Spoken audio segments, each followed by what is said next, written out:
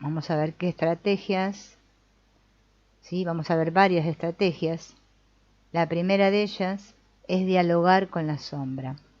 Parece un poco loco esto, ¿no? Porque ¿cómo voy a dialogar con mi sombra? Pero consiste en justamente representar un psicodrama durante el cual se entra en diálogo con la sombra. En lugar de mantener ese diálogo interno que mantenemos siempre, que es por lo general autosaboteante siempre, ¿no? En el que nos damos muy duro a nosotros mismos o discutimos con algún otro. Este ejercicio es parecido, por lo que yo pude detectar, a esto de la Gestalt que propone lo de la silla, ¿no?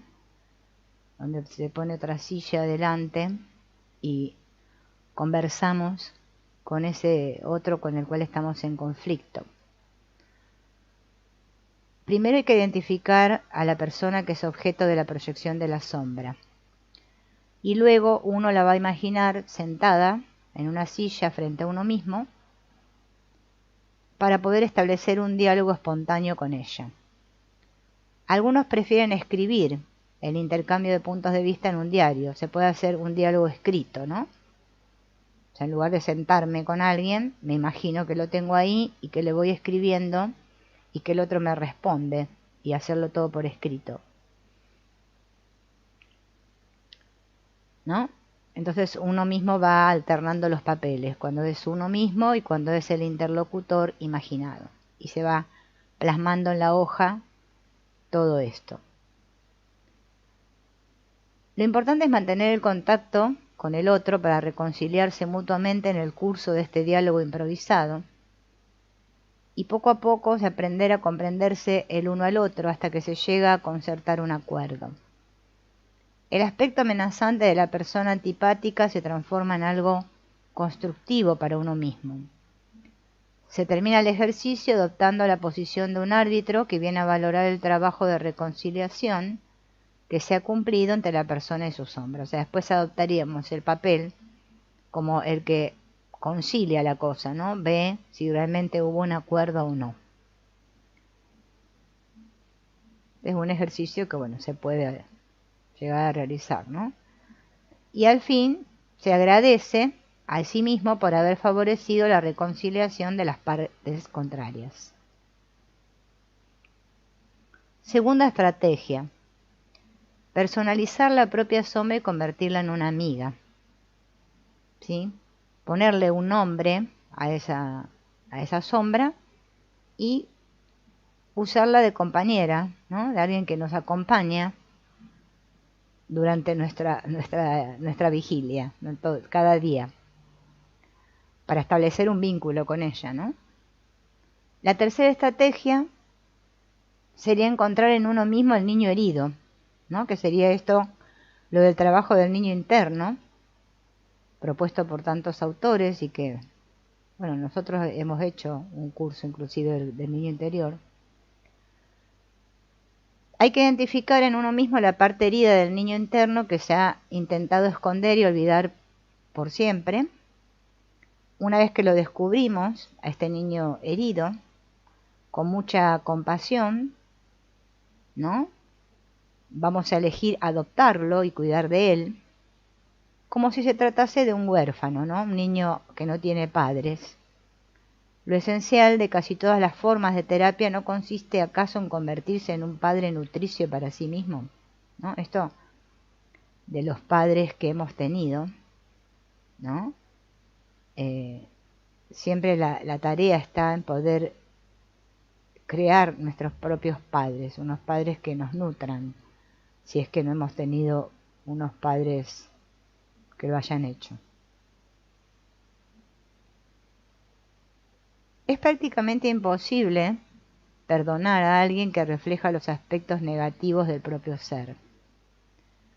Previamente es necesario hacer las paces con los aspectos mal amados de sí mismo que uno tiende a proyectar sobre su ofensor. Por eso es lo importante de reconciliarse con uno mismo, o sea, con su propia sombra. Pero ¿cómo perdonar? ¿No? Eso es lo que nos cuesta a todos. Antes de dar este paso, hay que reconciliarse con el enemigo interior, ¿no? Que hemos proyectado sobre el otro. Recordemos todo lo que hemos hablado sobre la proyección. Cuarta estrategia: identificarse con las proyecciones.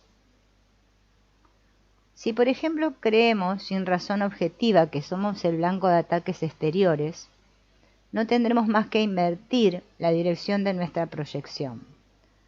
Esto nos permitirá darnos cuenta de que las emociones o actitudes hostiles vienen de nosotros y no de los demás. En otras palabras, en nuestras proyecciones tenemos que tomar conciencia de que no somos el objeto de ataques o humillaciones que vienen de fuera, sino que somos nosotros quienes procuramos inconscientemente atacar y humillar al prójimo. Los casos siguientes de proyección pueden ayudarnos a realizar este género de pirueta mental, porque claro, esto se escapa mucho, porque es lo más común acá es sentirnos víctimas y atacados por otros, ¿no? Entonces, ver, ¿no?, cómo esto que los otros nos dicen, por lo cual nos sentimos atacados, en realidad esas emociones y actitudes hostiles vienen de nosotros, son nuestras propias proyecciones. Si no, no se nos presentarían esos espejos ahí fuera, ¿no? Y claro, como ocurre a nivel inconsciente, se nos escapa.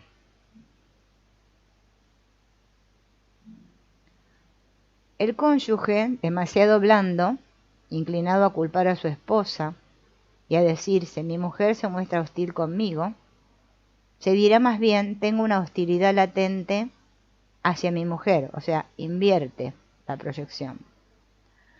Y hago cualquier cosa por encolerizarla, ¿no? Fíjense en cómo pasó de la frase, mi mujer se muestra hostil conmigo, a decir, tengo una hostilidad latente hacia mi mujer y hago cualquier cosa para encolerizarla. La mujer de tipo marimacho, en lugar de quejarse de las mujercillas de su entorno, confesaría, tengo miedo de dejar ver mi propia feminidad que siempre reprimí.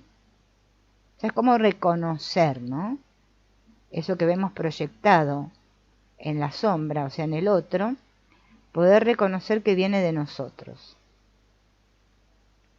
El sacerdote célibe, en lugar de creerse víctima de la seducción de las mujeres de su entorno, debería más bien confesar, desearía poder seducir a estas mujeres, pero mi condición de célibe, oficialmente reconocida, me lo prohíbe. Por lo general siempre es algo que nos prohibimos y se presenta así, como la sombra.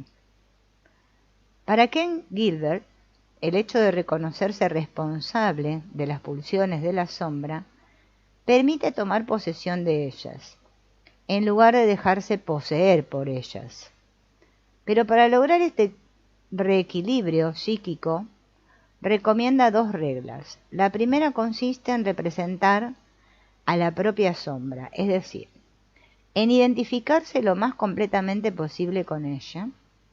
Por ejemplo, si yo pienso, todo el mundo me odia, transformaré este pensamiento en esta otra reflexión, yo odio a todo el mundo. O sea, poder verlo desde uno, ¿no? Porque siempre soy yo en relación con el mundo, ¿no?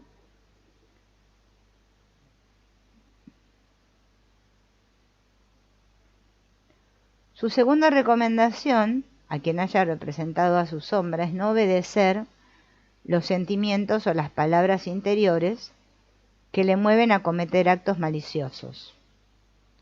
Este sería el caso de quien, después de haber cambiado radicalmente y haberse dicho odio a todo el mundo, se dedicará a tener propósitos vergonzosos o actuar con violencia. Fíjense, en esto hay que llevarlo a cabo, ¿no? Es como guiarse por el impulso, porque por lo general también la sombra viene porque reprimimos muchas cosas, por vergüenza, ¿sí? Generalmente por vergüenza. Algunos, en cambio, se oponen a la práctica de la inversión de las proyecciones. Temen que algunas personas, si sienten las emociones de la sombra, temen abandonarse a ellas, ¿no? Como esto de perder el control.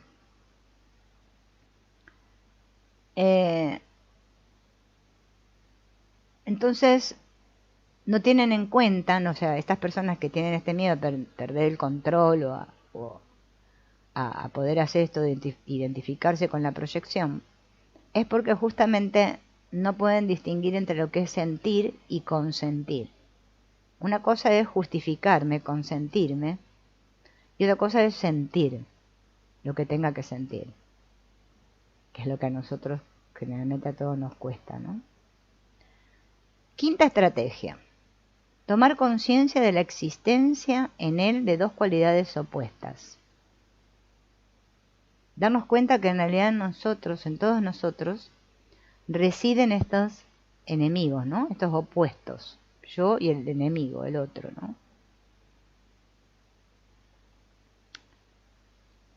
Sexta estrategia: armonizar los elementos de aspecto contrario del ego ideal, persona, y de la sombra. El procedimiento, que consiste en dirigir la proyección en sentido inverso, como sugiere Ken Gilbert, es una práctica que comentan muchos terapeutas renombrados. Y acá está el proceso, cómo se hace, ¿no? Esto que voy a volver para atrás, ¿no? De poder armonizar los elementos de aspecto contrario del ego ideal, la persona y de la sombra, que es parecido a lo que acabamos de ver aquí en la quinta estrategia, que es darme cuenta que en mí residen las dos polaridades, ¿no? No creerme que yo soy totalmente bueno y son los demás los malos, ¿no? En todos nosotros reside eso. Bien, ¿cuál sería el primer paso? Primero hay que describir a una persona que no sea totalmente antipática, pero describirla bien, ¿bien? Todas sus cualidades, sus rasgos negativos, todo lo que me asusta de esa persona, todo lo que me enerva, todo lo que me repugna. Estaría bueno y es conveniente hacerlo por escrito, ¿no? Podríamos hacer una lista con fulanito, es antipático porque es, no sé, un soberbio, no sé, bueno, todo lo que, y me da miedo cuando no sé qué, todo poder expresar todo eso de la persona que nos resulta antipática, ¿no? Después, el punto B, es ingeniármelas para descubrir lo que esa cualidad o ese rasgo negativo puede esconder de positivo. Dicho de otro modo, se trata de encontrar la perla oculta en la escoria, ¿no? O sea, justamente, si el aspecto positivo, ¿no?, podría descubrirse en una actitud que nosotros decimos que el otro, esa cualidad que le pusimos a nuestra persona que nos cae antipática, que es hipócrita, entonces encontrar el aspecto positivo, ¿no?, que podría ser es discreta o es diplomática. El aspecto dominante de una persona podría significar un deseo de ser responsable. Se trataría entonces para ella de aprender a servirse de esta cualidad sin caer en el exceso, ¿no? Para ver que eso que yo veo como malicioso en el otro, ver la cualidad positiva en el otro, porque justamente yo puedo servirme de esa cualidad, ¿no?, para aprender, que también está en mí, por eso la veo ahí en otro, ¿no? Otro medio de reparar en el aspecto positivo de una cualidad o un rasgo negativo es preguntarse: ¿qué puedo aprender de tal persona? Si, por ejemplo, la detestas por su pereza, podríamos aprender de ella el ser nosotros mismos más perezosos. O sea, eso que no me permito ser yo es lo que detesto en el otro, ¿no? Podría aprender, justamente enseñarme que es bueno descansar, ¿no?, tomarme vacaciones. Todas y cada una de ellas son cosas que me ayudarían a trabajar mejor en mí. Punto C. Después de haber encontrado la cualidad o el rasgo positivo, enmascarado, siempre por el comportamiento detestable de la persona antipática, convendrá que te preguntes si no necesitarías tú mismo esa cualidad o ese rasgo para equilibrar un lado excesivo de mi temperamento. Supongamos, por ejemplo, que eres conocido por tu gran generosidad. Por eso detestas a Alberto, a quien tachas de ser muy egoísta. Por lo general es así. Si somos muy generosos, detestamos a las personas egoístas, porque es que vemos el opuesto ahí afuera. Y eso es lo que detestamos, porque es lo que está en nuestra sombra. Al procurar descubrir el reverso positivo del egoísmo, descubrirás, por ejemplo, la necesidad de pensar más en ti mismo. Así, para equilibrar tu generosidad demasiado grande, que a la larga te agota, convendría que pensases más en ti mismo y que supieses decir no a algunas peticiones. Este famoso no que nos cuesta tanto, ¿no? Porque ahora, como yo soy generoso, tengo que decir sí a todo el mundo. Entonces yo detesto a la gente que es egoísta y que dice no, me cae mal. Tengo que observar eso, porque también es necesario poner límites y decir no. Punto D. Una vez revelado el rasgo o la cualidad deseable, acurrucado en la sombra, por ejemplo, la necesidad de descansar, así como la cualidad o el rasgo opuesto perteneciente a la persona, por ejemplo, el trabajo furibundo, recurre a un pequeño ritual con ambas manos. Este ejercicio hay que hacerlo con ambas manos, ¿sí? Una vez que ya detectamos el aspecto negativo, la cualidad contraria, ¿no? La positiva, ¿no? En este caso, bueno, están haciendo el ejemplo de alguien que quiere descansar con alguien que es muy furibundo, que trabaja, ¿no? Hay que tomar ambas manos, ¿sí? Y simular el acoplamiento de las cualidades o rasgos opuestos. Como que en cada mano yo tengo uno de esos rasgos. En una mano tengo la necesidad de descansar y en la otra la necesidad del trabajo furibundo. Entonces, uniendo mis manos, imagino que esas dos se unen, ¿no? Acá tenemos explicado cómo se realizarían los pasos de este ritual. Primero, separar las dos manos unos 30 centímetros e imaginar que en la mano dominante, por ejemplo, si yo soy diestra, pongo una cualidad, ¿no?, que yo sé que poseo. Bien. Y en la otra mano pongo justamente el opuesto a esa cualidad, lo que está oculto en mi sombra, que es lo que he detectado mediante todo este trabajo, ¿no? Tengo que dialogar alternativamente con cada una de las manos y reconocer la cualidad o el rasgo, aceptarlo, y si es necesario reconciliarme con la cualidad o el rasgo si me resulta difícil aceptar la existencia de ese rasgo. Me centro bien en mí y le pido a mi sí mismo, o sea, pedirle a sí mismo con mayúsculas, como pedirle al Maestro Interno, a Dios, a Jesús, al Espíritu Santo, a la divinidad, cada uno como lo desee, que nos ayude a armonizar, a integrar estas dos cualidades contradictorias, para sentirnos completos. Después dejar que las dos manos se acerquen y permanecer atento a la unión de las manos, que simboliza la reintegración que se está haciendo entre las cualidades o rasgos contrarios. Hay que tener cuidado de no forzar el desarrollo de este proceso y no tratar de ir explicándomelo, ¿no?, sino hacerlo más bien a un nivel inconsciente, o sea, dejándome llevar.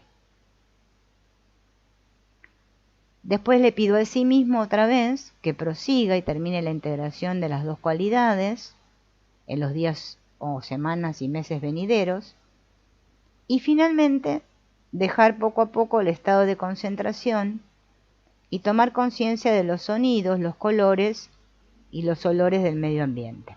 O sea, conectarme con mi realidad, ¿no?, con mi mundo.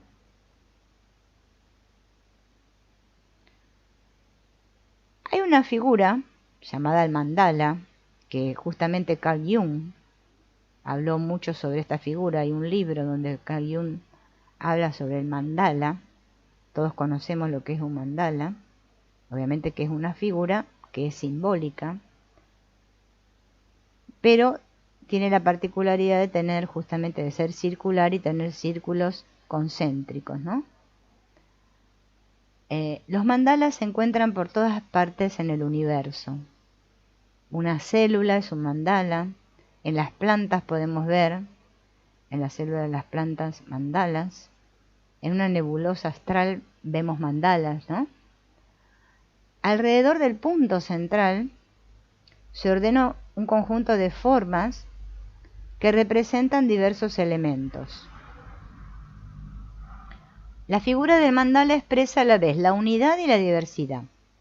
Fíjense en que tiene un punto central, pero todos los otros círculos o figuras que se van trazando convergen en ese punto, ¿no? O sea, también representa la multiplicidad. Por eso es que el mandala es terapéutico, dicen, ¿no? Con frecuencia se ha comparado este tipo de figura a un ojo que mira en el interior del psiquismo. Por eso Carl Jung lo vio así, ¿no? Un ojo que mira en el interior del psiquismo. Se encuentra en diferentes religiones porque tiende a esto de la unificación, ¿no?, de la persona. Su centro polariza elementos dispersos e incluso opuestos en el interior de su círculo. La complejidad del psiquismo se encuentra adecuadamente representada en él, justamente en el mandala, porque el centro sería el sí mismo del mandala, polariza las diversas partes del psiquismo, igualmente la parte consciente, el ego, la parte inconsciente, la sombra, que se sitúan en el interior de su perímetro.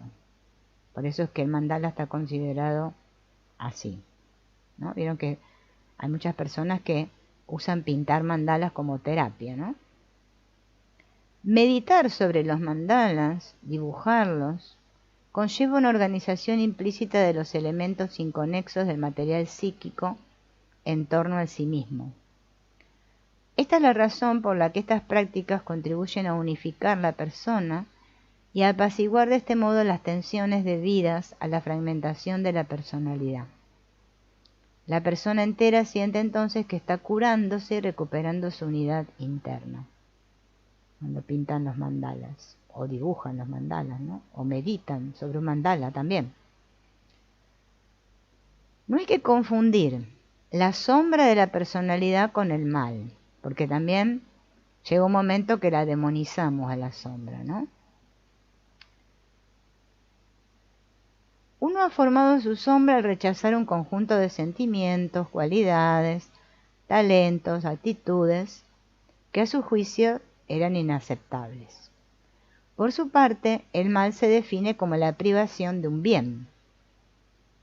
El mal no existe como tal, por sí solo, sino siempre en oposición al bien.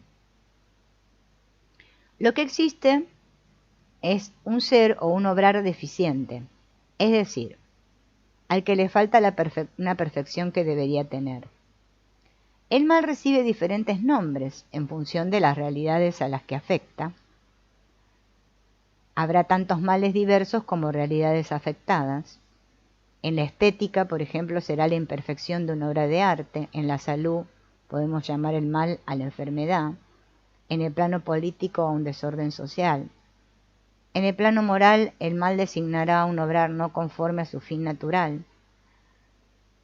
Y desde un punto de vista teológico, el pecado se puede definir como una ruptura de la relación de amor de una persona con Dios. Depende desde qué ángulo lo veamos, va a significar algo diferente el mal. Ciertamente la sombra, por su carácter oculto, primitivo y no educado, aterra, porque amenaza las reglas sociales y éticas. Sin embargo, esto no constituye una razón para asimilarla al mal, o sea, llamarla que es mala. Si hay que considerarla como un mal, habría que calificarla a lo sumo como un mal estructural u orgánico. Si la sombra fuese un mal moral, habría que combatirla. en lugar de esforzarse por reconocerla y reintegrarla. Ahora bien, sabemos de sobra que si a uno se le ocurre declararse en guerra con su sombra, va a caer inevitablemente bajo su dominio y cometer de este modo las faltas morales que precisamente quiere evitar. O sea, pelear con la sombra no produce ninguna curación, sino que lo que hay que hacer es reconocerla e integrarla. William Carey Eichmann, autor y analista junguiano, al recordar que la sombra forma parte de la condición humana, muestra que conviene convertirla y no eliminarla. La sombra personal es un tipo de enfermedad o de herida causada por una programación accidental y cruel hecha durante la infancia y debe ser tratada en consecuencia. Cada uno de nosotros tiene un lado sombrío que forma parte de nuestra condición en este mundo y que no es un pecado en sí mismo. El objetivo del sujeto humano debe curarse de la enfermedad y procurar que la parte herida recupere su funcionamiento normal. Por eso es tan importante reconciliarse y reconocer, recuperar, reintegrar, no eliminar. Nosotros creemos que todo se logra eliminando. Una tendencia no puede ser considerada como una falta en sí misma. En cambio, las acciones que se derivan libremente de ella pueden ser calificadas de malas. La sombra, ignorada y abandonada a sí misma, se vuelve peligrosa, porque su condición de aislamiento y separación de sí mismo podrá empujarla a actuar de manera diabólica, ¿no? Que viene de diabalein, que es igual a separar. O sea, lo diabólico viene de separación, de dual. Por el contrario, si es reconocida e integrada, se prestará a la integración, operada gracias a los símbolos de Sin Balein, que es poner juntos, unificadores del sí mismo divino.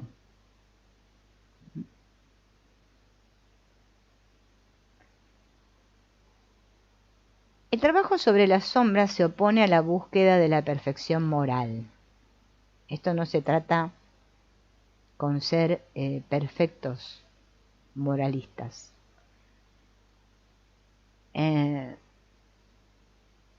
Este género de perfección moral, no es más que perfeccionismo.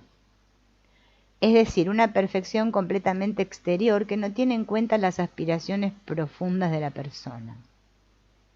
Se constata con frecuencia que el perfeccionista se limita a criterios exteriores que se confunden con los ideales de su persona. Tendrá más cuidado en parecer y ser muy eficiente que en buscar una armonía interior y su crecimiento personal. Que esto es de lo que en realidad en este camino, bueno, en cualquier camino, tenemos que tener cuidado. No se trata de ser perfectos, ¿no? Sino que encontrar esa armonía interna para realmente crecer. Como decía Antonio Blay, procurarse en ser y no en parecer. Nosotros estamos muy afanados en parecer más que en ser. Se sentirá a menudo, por consiguiente, angustiado y humillado cuando no consigue alcanzar los niveles de apariencia y de eficacia que se ha impuesto. Este es el famoso yo ideal, ¿no? Ese que me pongo ahí, que yo quiero llegar a ser así, y como no lo consigo, me angustio y me siento humillado. Si llega a cometer una falta o a experimentar un revés de la fortuna, el perfeccionista tenderá a desestimarse y acusarse sin tregua. O sea, después me condeno, me castigo porque no puedo alcanzarlo, ¿no? En suma, con todo y en todas partes, esto se va a transformar en violencia. Convendrá preguntarse entonces si esta violencia hacia sí mismo me ayuda realmente a crecer. El perfeccionista que se declara en guerra contra sus inclinaciones malas, sus defectos, sus debilidades y sus pecados, hace que le resulte imposible progresar en el plano moral y espiritual. Alimenta su sombra, que proyecta después sobre los demás. Se vuelve entonces execrable a sus ojos. Su falta de compasión para consigo y para con los demás acentuará el sentimiento de fracaso moral y la desestima de sí mismo. O sea, cada vez me voy a desestimar más a mí mismo. Y de esta forma va a quedar encerrado en un círculo vicioso sumamente debilitador. En la búsqueda voluntarista y loca de una pseudo perfección, ¿no se debería preferir la auténtica santidad, que es gracia?